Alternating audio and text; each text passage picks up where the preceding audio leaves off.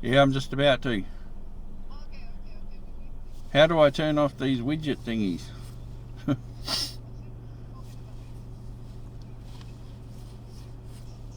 Okay. Yeah. Okay. See you. Yep. Okay. Bye.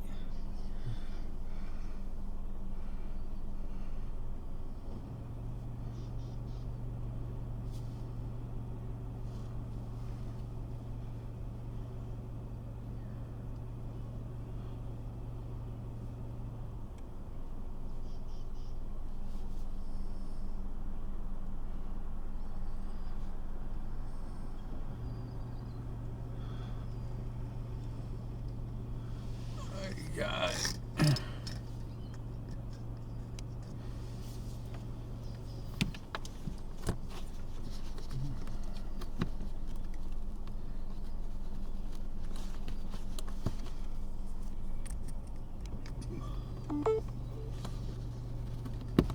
Ready to go.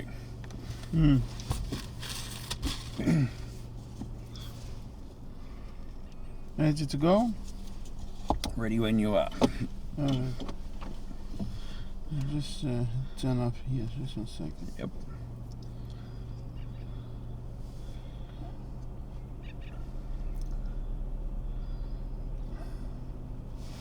Yeah. Oops.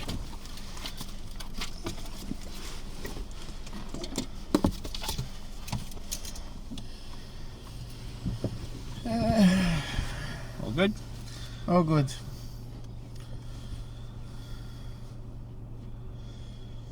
Okay.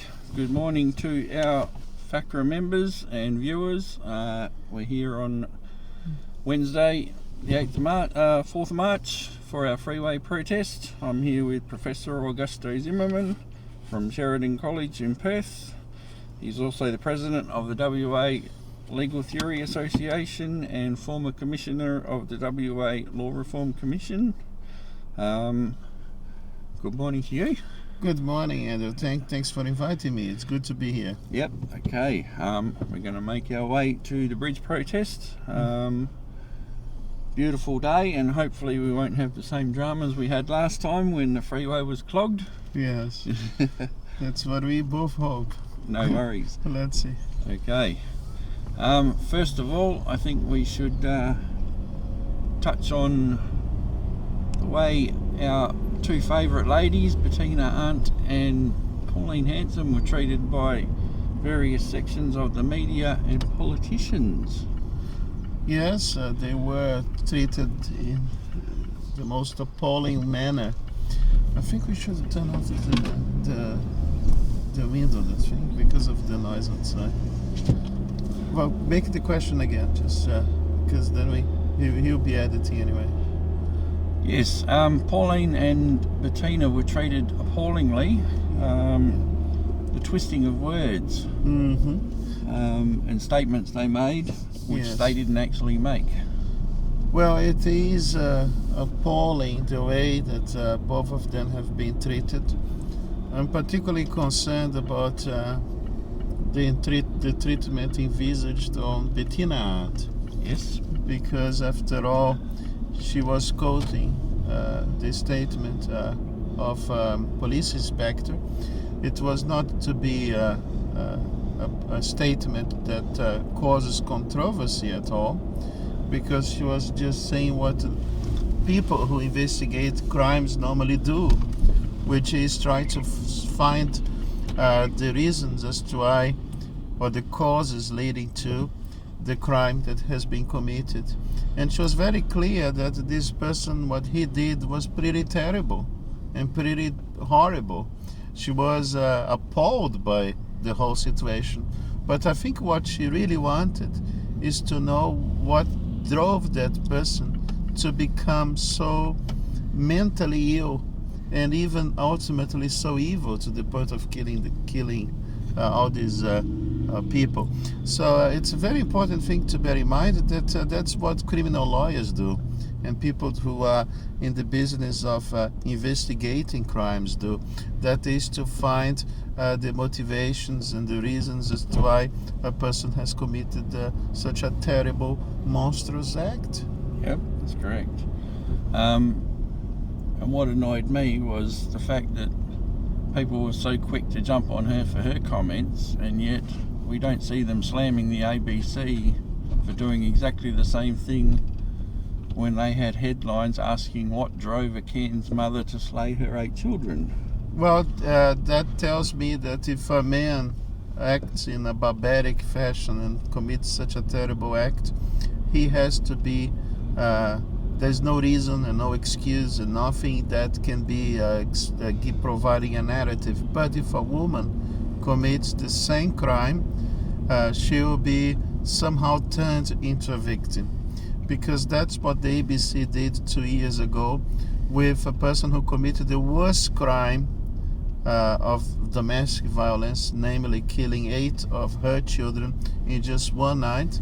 She was so much supported by the media that she ended up being acquitted of her crime, because after all, being a poor single mother, she was under such a terrible pressure of having to raise her kids alone, that this can somehow justify or at least be a rationalization of the crime that she has committed, namely killing 8 of her children in just one night. So the ABC ran an article on that particular occasion saying that perhaps we should try to understand the reasons as to why she might have done such a terrible thing. But that was the killing of 8 children by the mother, and the ABC didn't tell us that she's a monster, as they are telling that this guy is. But I think she committed a crime that is to kill twice more than the other guy. The other guy killed 4 people. That woman killed 8 children, and in a most terrible, barbaric fashion. So what's that you have 2 different measures testing the same sort of crime, which are both despicable and must be condemned for? That's correct, yeah. And the other one was Pauline Hanson and her comments that they twisted and said she said these things happen, and that was blatantly incorrect, because Pauline's statement was, when men and women do these things, we need to find out why these things happen. Well, because we don't want this to happen again. That's correct. I think that is an act of humanitarian behavior, even, because it's an attempt to preserve the rights of people, especially the rights to stay alive. But the only way we can actually prevent this sort of tragedies to happen again is to be able to understand what might have triggered such an act of madness. And that's why we have in criminal law the idea that a crime can be receiving harsher penalties or can receive more lenient sentences depending on the context of the crime. But in many ways, that if this guy was not, hadn't committed suicide, we would actually have to do these things. Yep. Because we would have to actually, in order to sentence him, know what actually took place. And that is a very important thing to do in order to prevent further crimes of this nature, to know the context by which this guy was then led to become such a deranged individual, committing such a monstrous act. Yep. We just got a comment from Wes asking if we can flip the camera as we get to the banners. That's a big yes, Wes. We're just coming around the bend now, hoping to come to bridge number 1.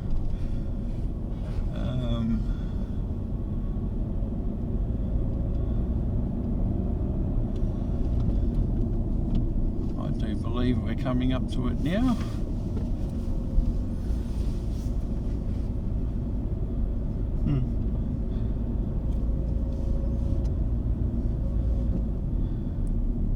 Traffic's flowing nicely. Indeed. Is it much better than last time?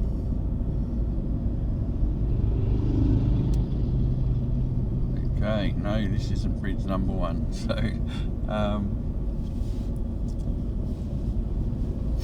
So we could go to another. Control issues are a big factor, and they don't like the truth coming out. Yes, the truth is not sometimes convenient to be revealed. So that's one of the reasons. That's why we have all these problems. And certainly the truth is not necessarily taken into account when it comes to matters of this nature, of family law issues and things like that. Certainly many men in this country have been losing their minds, but normally it's as a reason of the injustice that has been committed against them. And these men often commit suicide. So there are many suicide rate in Australia. Male suicide rate is far higher than female suicide rate. And these men, we have to know why they're taking their lives. Yep. And that is because of the family law system. That's because a man, when he loses everything, let's say for instance that he can't see his kids, and he's having to pay 100% or more, of his salary. I know a person who had to be paying 100% of his salary to the person who has destroyed his life, as simple as that, by alienating him, by, for instance, evicting him from his own property that was owned by him before marriage, prior to the marital relationship. And this whole thing has actually caused some of these men to, lose hope. Yep. And lose hope, and as a result, they don't see any purpose to continue with their lives.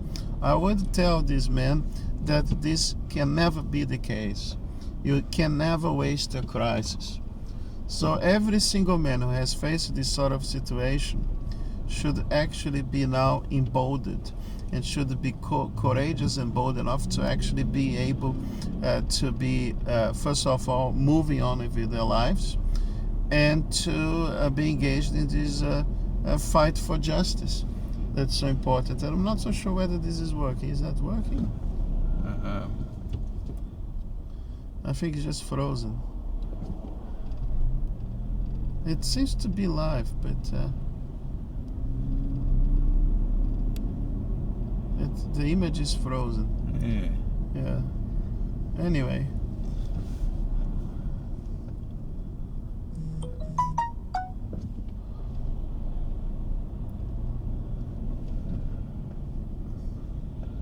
Didn't spin around like it was supposed to. Mm-hmm.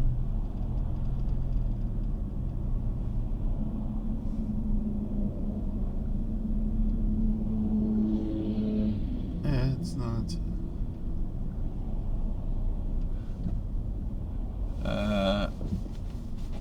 Another question from Clint. Unethical bullying of parents from judges and family lawyers must be exposed. Yes, one of the reasons is why we have this problem. One of the reasons is the adversarial model.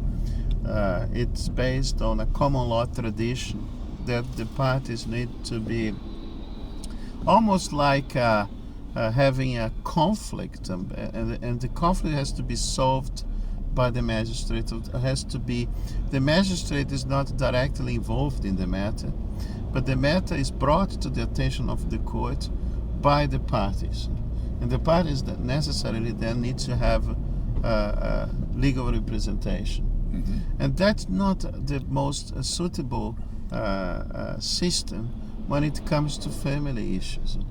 I think what we should have is the continental European model of inquisitorial system, where the judge is acting to more directly in the matter, trying to really sort out the truth of the matter. It's not about, because when you have adversarial models such as the one that we have in Australia, what we might face is collusion. Yep. And then we have these lawyers actually working together to increase the fees. And they want conflict because the resolution of the matter means that they will have less money offered as a result of the costs of the litigation and the fees that they charge on these people who are involved in the litigation process. So what we need to do is to make sure that this can actually be resolved in a quick way and in an effective manner. That's very important. I don't think this is actually working now.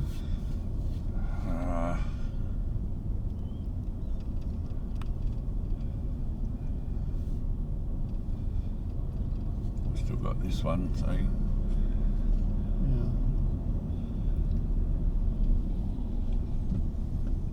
I think this is basically lost at this point because people are.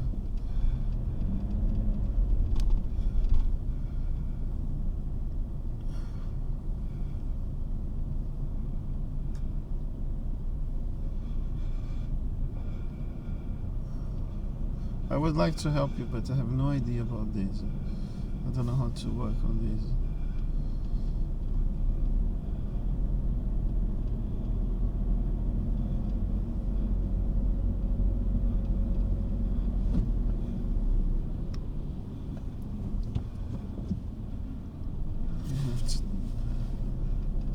How do you do that? yeah, There's it's all right. Yeah, no, got it. Keep Yeah. like that? For some reason we lost our live feed there for a minute, but we seem to be back.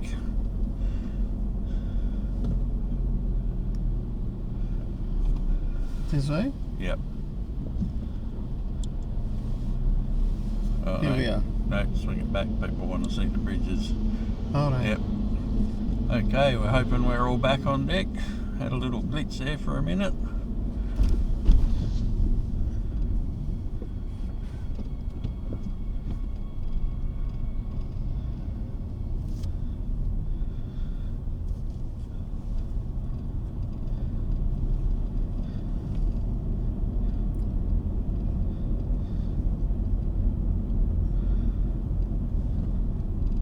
So another topic that people have a problem with is an article you've written about, is the perverse incentives between child support and parental alienation. Yeah, everybody knows about this link at this point, even though some are unwilling to, disclose this problem. But it is a very important issue. And also you have to bear in mind that child support agency is not complying with the law. It's simple as that. Because as a result of parental alienation, child support agency acts in the sense of rewarding this sort of behavior. If a parent is alienated and the other parent contacts child support agency, well, if you have a court order in place, the child support agency should never tell the person who has been alienated that he has to increase his payments, because I believe that the idea of child support payment was based on the fact that some parents deliberately want to not stay with the kids or not have a relationship with their children. But if the parent is not seeing their children because he has been alienated, that should be cause for even criminal charges to be imposed on them. Is our second banners 50-50 shared care? Yes. But what I was saying is that we have to do something about the child support agency. Perhaps they are operating, and perhaps no, that's the fact, that they operating beyond the limits of the law. They are not enforcing court orders. They don't have to enforce court orders, but what they have to do is to respect the law. Yep. And they are not doing that. Not only they are not respecting the law, but they are incentivizing what I believe to be in many ways a criminal act, which is an act of parental alienation. And that is an act that violates even international law even. So we are in breach of the rule of law by doing that, because you're not respecting the law, and you are also violating international law as a result. Yep. Just past our third banner, fathers are not second-class citizens. Coming up to our third, abolish the child support agency. That's a very good one.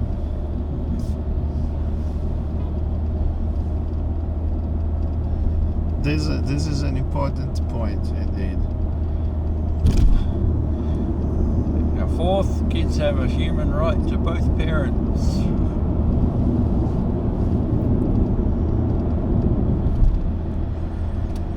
Indeed, very good.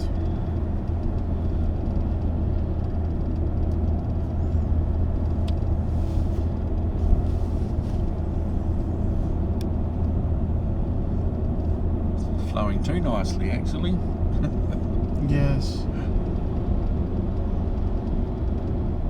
Normally we have a heavier traffic in this area, but it's flowing very well.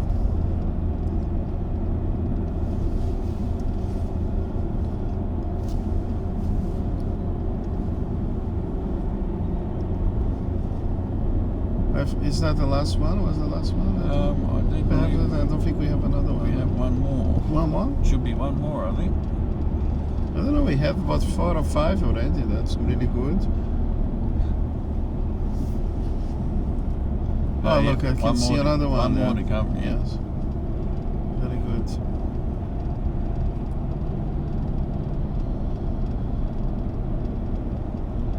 No, it's...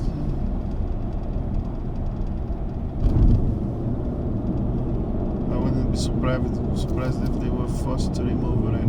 Oh, now I can see them. Excellent. And join us now to reform family law and child support. Very good. All right, so this is a very important thing. We need to reform the system. So there is this family law inquiry. We need to make sure that these guys are going to do the right thing.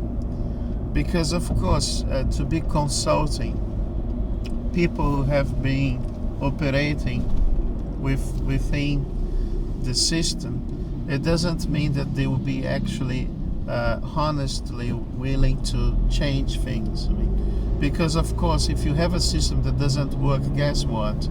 There are some people who actually take advantage of people's misery. And that is the legal profession in many ways. I think we have to bear in mind that there is someone or a system that is trying to legitimize this sort of thing because they are serving the status quo. So we have to do something about that. And that's why this inquiry was direct to the victims of the system and not to the legal profession. The legal profession had the opportunity to raise their concerns and have an opinion when the Law Reform Commission conducted its report, its own inquiry, the Australian Law Reform Commission. And the outcome of this inquiry was actually not very good, because we have the fact here that it is to ask someone about something that is not affecting them directly, but actually sustaining their own businesses. Lawyers can make profit as a result of a bad system, because the worse the system is, the more they can obtain what we could regard as undue financial advantage. It's like, as a result of charging very high the clients and causing more conflict, escalating the conflict rather than reducing it. Yep. Another topic is the misuse of violence restraining orders.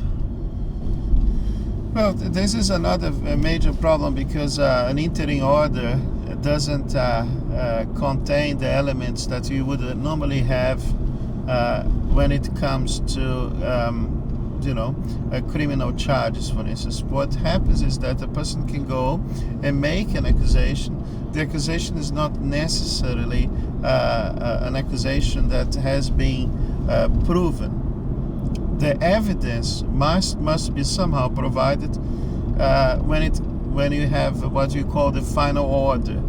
But some of these people, as a result of the interim order, they have been in such a position of disadvantage as a result of the order that they cannot fight for the for the cancellation of the order, and the order becomes permanent and fits the false feminist narrative that everybody who is the recipient of restraining order is necessarily a victim of domestic violence, when I have written articles about this saying that it can be the other way around. Some of these people who actually receive restraining orders are victims of domestic violence. Is the other way around. And false accusations of domestic violence should be considered a very important element of domestic violence. You should consider that people who are making false accusations are deliberately attempting to destroy the life of an innocent person. Yep. And this person should be dealt by the law accordingly, meaning that this should be considered a very serious crime indeed, the crime of attempting to destroy an innocent person's life. Exactly. We have to do something about that as a matter of urgency. And it is the main strategy adopted by people, even under the instruction of lawyers, according to Professor Patrick Paxson, that he knows, and he wrote an article about this, of people who instruct their clients to make these accusations, because after all, they can have a huge upper hand when it comes to family law matters if they obtain this order in the first place. Yep. We've got another comment. I've not seen my kids for 685 days. I may never see them again. Something has to be done to change these laws. Now, I've lost count of how many people have spent years not seeing their children. I believe that sort of time frame is unacceptable. These matters have to be resolved in a reasonable time frame. Not seeing your children for years is something that just simply shouldn't happen. It's not, Andrew. It's not even that the matter is not. First of all, of course, we have judicial delay and other correlating factors. But sometimes the matter has already been decided. You have a court order, and the court order actually says that you must be able, you have the right to be seeing your children. Yes. and have a meaningful relationship with the kids. But the other party, the other parent, refuses to allow you to exercise your right. That is a right obtained as a result of a court order. And that's when it comes to the financial incentive for parental alienation via child support agency. When this person, in a desperate situation, who can't see his children, is now bullied by the child support agency to reward financially a person who actually should face criminal charges for committing a violation of a children's rights and a violation of the parental rights, the right of the person who has been alienated. Yep. So rather than punishing the guilty, what the system does is to reward the person who has deliberately alienating his or her children from the other parent. Yep. And that is despicable and unacceptable. That makes myself, at least, to think that the rule of law is lacking in this country, because there is, I don't know about any jurisdiction in the world where a person is being rewarded for violating the law.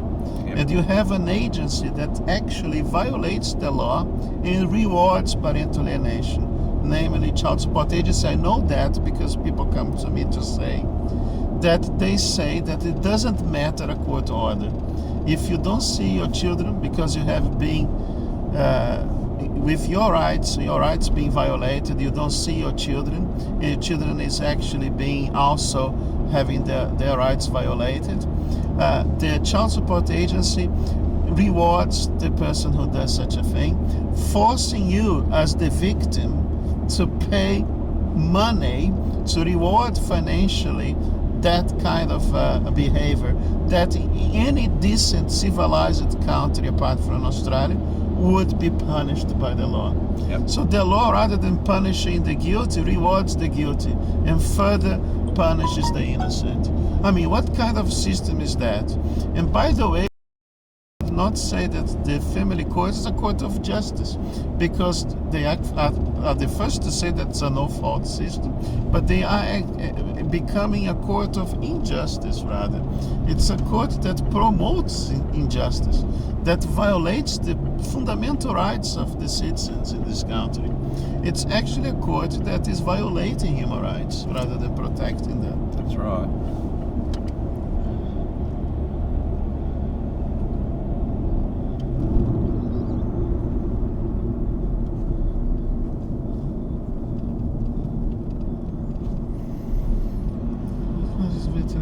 I don't have glasses, so Simon is saying something here.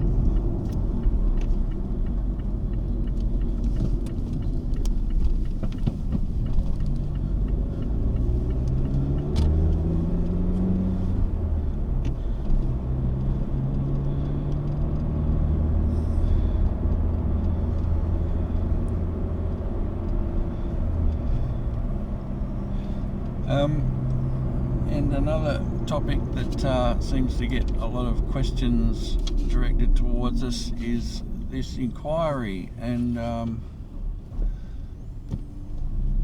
lot of people are asking why law firms, domestic violence groups and the family courts themselves are able to have another say at what is supposed to be the people's inquiry.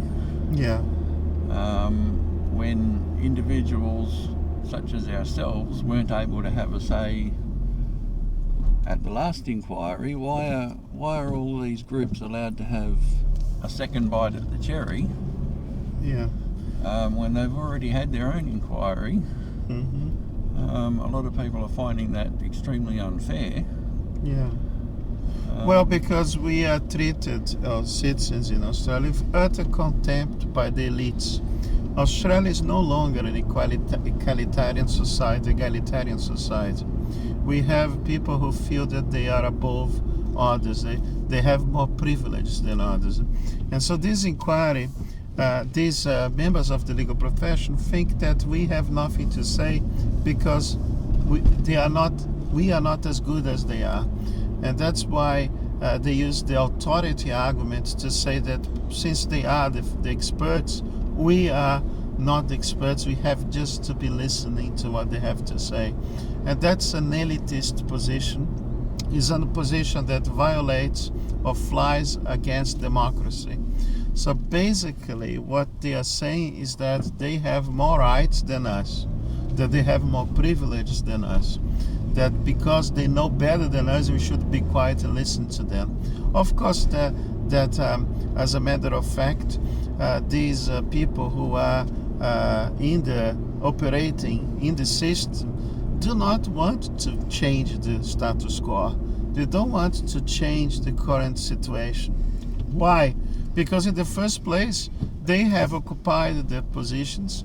They have been the benefactors of the system. So if you ask someone who is actually operating within the system and is actually perhaps living in this area where we are now, having a mansion and having a very wealthy life, and that perhaps has been a result of very high legal fees, of people who have basically have to sell their own properties in order to pay for the costs of litigation. And this is a big industry. Yep. And that involves millions and perhaps billions of dollars. Yep. So you're asking someone who has become a millionaire sometimes, or very wealthy, I can say, as a result of a system that basically bankrupts people. Whether the system should change or not, I wouldn't be surprised if they all want to maintain the status quo. So we're asking people from the status quo, people who are actually taking advantage of the system, where the system is quite of a joke actually. So we have to ask the victims of the system. You have to ask the people who are, if I can say, using a word that perhaps not the most appropriate, the clients of the system, whether they are happy with the service provided. Yep. And they are totally unhappy. And it's not good to be asking lawyers about this, because we should not have the problem even being escalated in such a fashion. Perhaps what we should have is the de-escalation of the problem, and the families being able to get along with their family members in a civilized and peaceful manner. And normally when it goes to the court is because the conflict has been aggravated, and sometimes it is aggravated by members of the legal profession who will take advantage of the dissolution and the marriage breakdown. So they are going to take advantage of the situation as a result.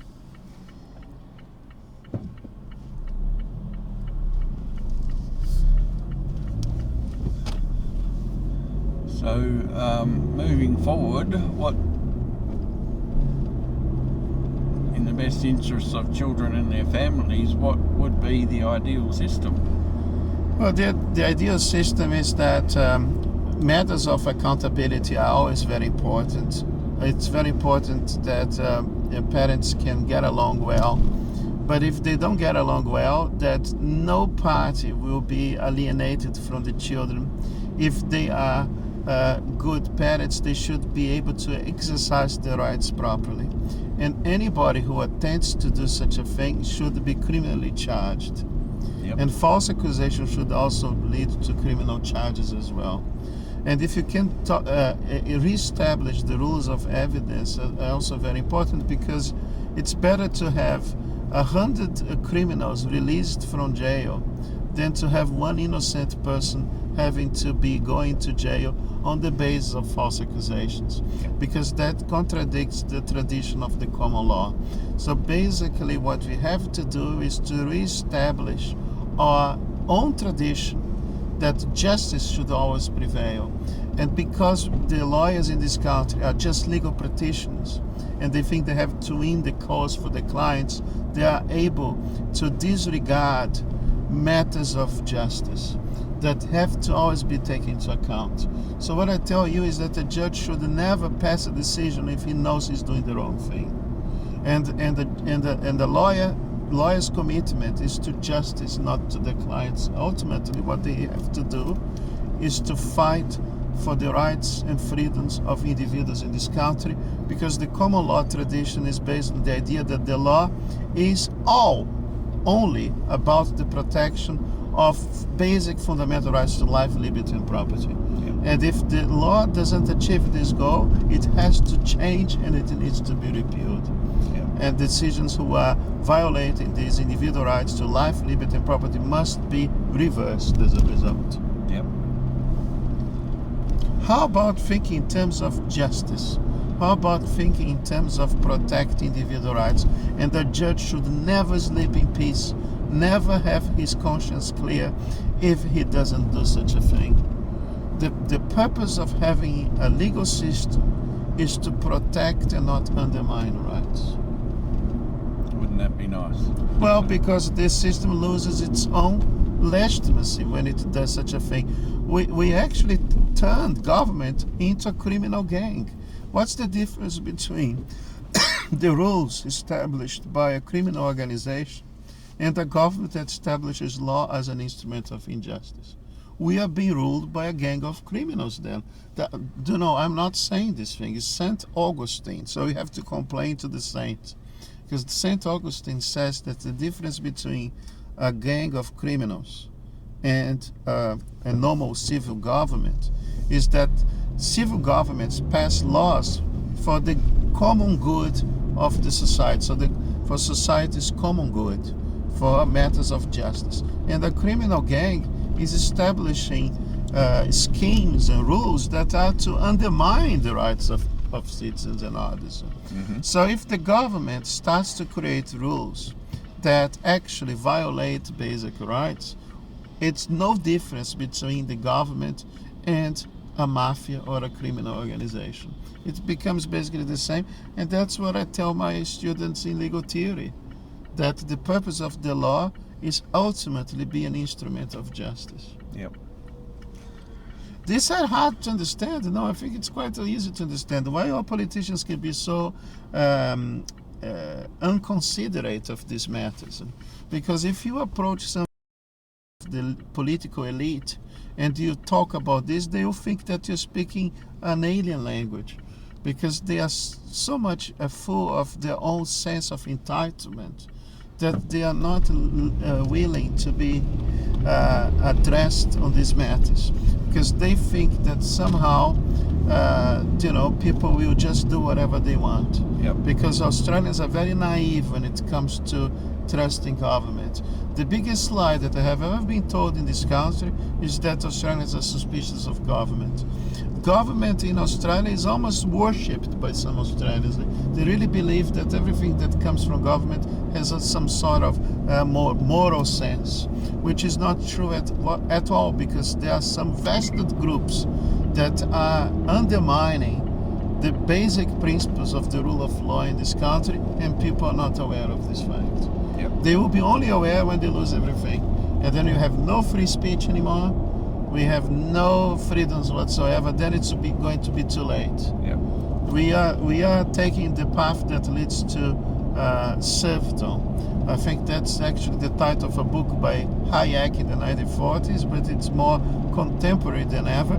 We are taking the road to serfdom. We are serfs of the government. We are serfs of others. If you work like a dog, and great part of your salary is stolen from you, it's like living as a slave, actually. Yep. So many Australians here, they work for the government, and they work for others. They don't keep their own salary as a result. And of course, it's a result of marriage breakdown, for instance.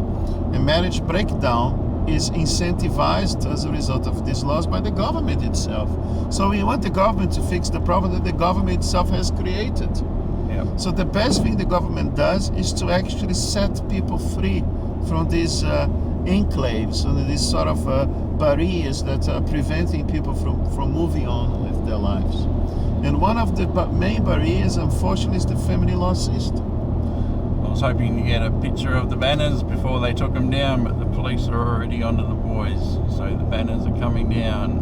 But that's all right. What a shame. Yeah, but that tells you that the truth cannot be told.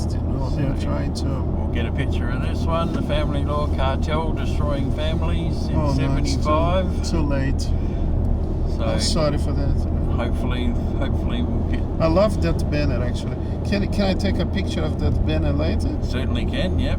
So the boys are just about to pack up anyway. At 8:20 they were planning on packing up. Yeah.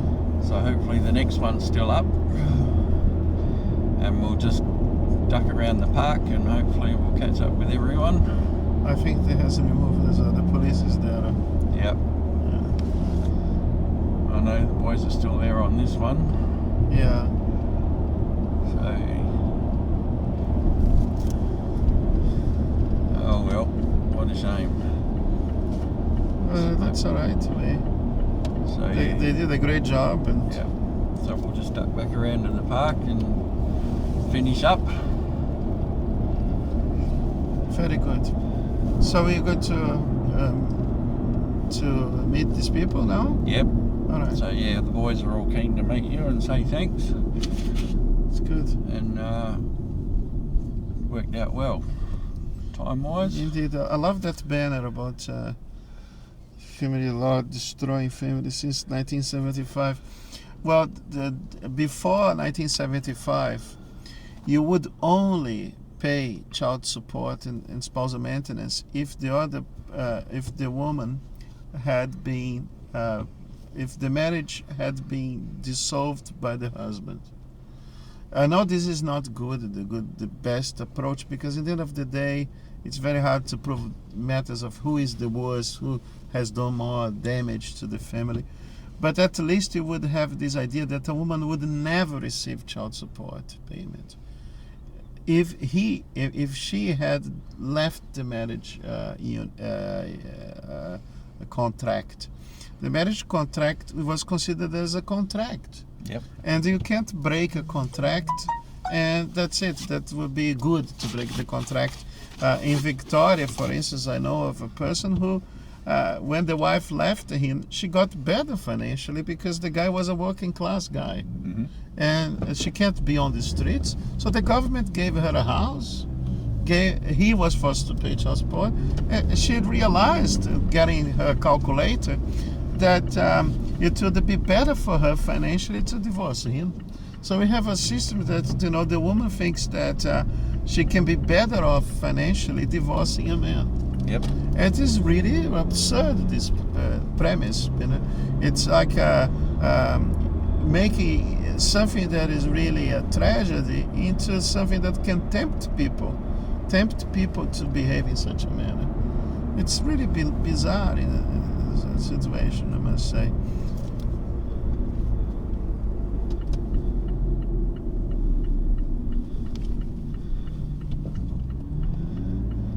Well, that's something we usually encounter at this time of day, is when just after 8 o'clock, when the police start work.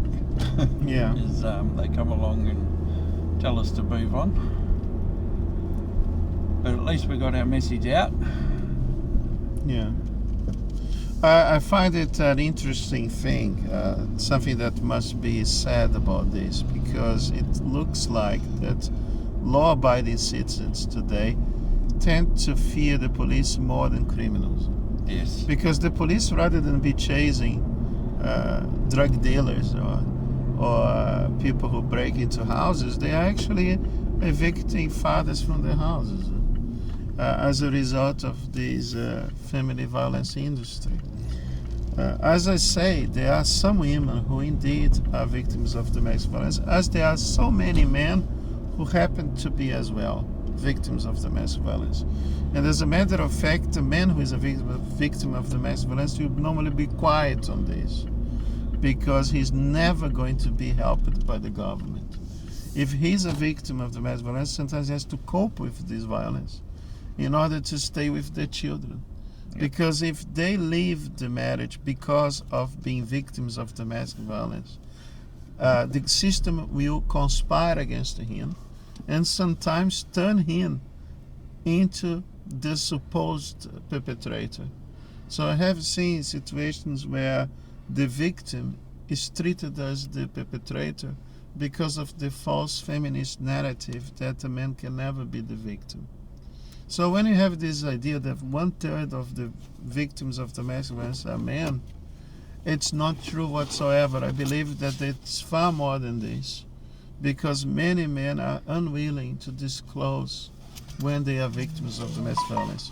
Another thing you have to bear in mind is that the grounds for domestic violence have been extended to verbal abuse, emotional abuse, and that's another way as to why a person who hasn't done anything wrong can be falsely accused. Yes. Because you can have a person who instigates the other to say things and then record it, when, as a matter of fact, it's a result of an act of provocation.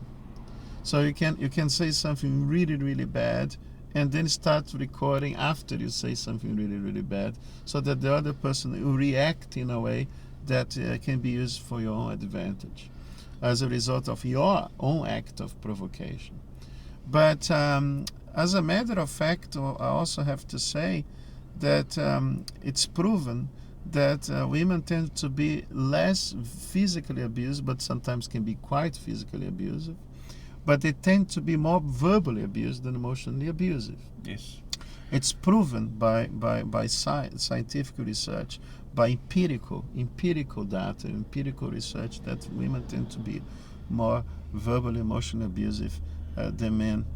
But what will happen here is that, of course, if the person is led to the point of being totally deranged as a result of provocations, that's when we are going to have the person being is almost like triggered to do something that is going to be terrible for him, for his family. And that's when it comes the role of the advisor of the other party, saying you have to find a way to strike him. And the best way to go is to provoke a reaction, provoke an attitude. And this act of provocation can be planned in advance, and it can be orchestrated in such a way that the person is actually going to do something that can be quite detrimental to him. And that's when he is placed in the corner of a house, in a lounge, for instance, is accused of things he has never done, is accused of things that he'll never do, but that's also because of the instruction that has been given to drive the person mad. So you have people who are deliberately trying to emotionally destroy a person in order to obtain the advantage that necessary. Yep. And so just put someone in the corner and say, you are an adulterous person, you have committed adultery, you have had when it's all false. But then the person thinks, this person is telling me a bunch of lies here. And why is that? Because he or she can be both, either gender, is provoking a reaction, is actually deliberately trying to get this person to do something. We see that a lot. Yeah. Yep. And that's when he does, because he's not aware of the fact, she's now starting to record the whole thing. Yep. So the way that it is presented is as if he started the whole thing, when as a matter of fact, he was provoked to behave in such a manner. Some counselors actually telling this, saying, can you find a way to provoke this guy? Can you find a way? Because you cannot just go to the police and say, actually you can at this point. Thanks to our laws here, and thanks to very incompetent politicians that we have here, who couldn't care less about people's lives in Western Australia. We have, for instance, like these recent changes in the legislation in the Restraining Order Act here, saying that we have basically to believe in what the other person is saying. So we have to believe rather than sorting out the truth of the matter. Yep. And that's a Which problem. brings us to our next comment. No orders to separate a parent from their children without actual valid evidence of abuse or violence, which I don't understand how the courts can issue orders based on the balance of probabilities. How can you imagine a criminal court saying, we're going to convict you for stealing because you probably stole something? Yeah. How can this be allowed? Yeah, it is. And another thing that I have seen is that even when the court has to confess its own mistake, because after all, a matter can take a long time to be resolved at the court. When it's found out that the accusations were really, they don't use the word false so easily, but they use the word unsubstantiated. When they actually say, look, the guy is really not a rapist. The guy has not, been engaged in all sorts of things, including orgies and blah, blah, blah, because of course the accusations are fantastical. Some of them are fantastical. The guy is worse than Hitler and Genghis Khan combined. That's the accusation that's made. Then the courts find out this is actually impossible. He can't be so bad. And they find out as a result of, reports coming from the Department of Child Protection and blah, blah, blah. But, the outcome of all this investigation and all these matters is that the person is innocent. What's the result of this? Well, if I were the judge, I would refer the matter to the police. Actually, the criminal charges would be. It's actually perjury. It's actually like the judge can even be proactive here and say this person has committed perjury, and that's a crime. But rather than punishing a person who acts in such a despicable manner, This is a person who is lying to the court. It's a very serious matter. Any decent, civilized country would treat this as a very serious matter. One would think so. And so what happens in Australia is that the person is rewarded, and the magistrate has the guts to say, yeah, everything is unsubstantiated. All the accusations are false. But let's keep as it is, the guy is no longer seeing the child. The child has lost a meaningful relationship now. And, the mother now has full custody. Or the father has full custody, but normally it's the mother. The mother has full custody. Better to keep as it is. Yes. Better to keep as it is. You are rewarding perjury, rewarding injustice. I mean, these people, these magistrates, how can they sleep in a situation like go to bed and have a night of rest? I would feel terrible about this. So it's no excuse for what these people are doing. That's right. Certainly, we have, perhaps if the magistrates cannot do the right thing, we have something called legislation, positive law, to enforce things and tell the judges what they have to do. So what I have to do is to make sure that they have to do the right thing, repealing the Family Law Act and abolishing the Child Support Agency. Yes. And have contracts being enforced. And if the person is not willing to abide to the law, he needs to be punished accordingly.